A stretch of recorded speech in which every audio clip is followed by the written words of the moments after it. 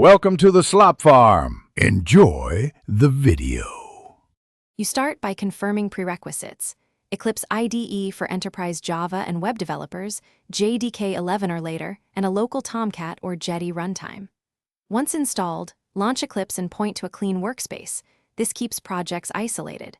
Next, enable the Web Tools platform and confirm the Java build path settings so your web modules compile. Create a new dynamic web project now, choose the target runtime, and accept default web XML templates. This gives you the correct structure to begin coding. Once the project exists, structure matters.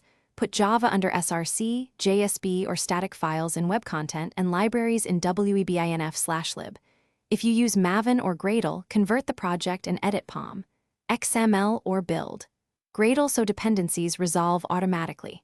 Next, configure the server in the server's view and bind your project to the runtime. Make sure automatic publishing is on for quick deploys. While coding, use the HTML, CSS, and JS editors with validation enabled so errors. To finish, run the project on the server and open the context root in your browser. Use developer tools to inspect network, console, and layout issues. If the page fails, check Eclipse problems and the server console for stack traces or class path exceptions. Common fixes: change the server port for conflicts, add missing JARs to webinf/lib, or enable exploded deployment. If hotreload does not update classes or JSBs, stop the server, clean the project, then restart and redeploy to ensure a fresh build. Thanks for watching.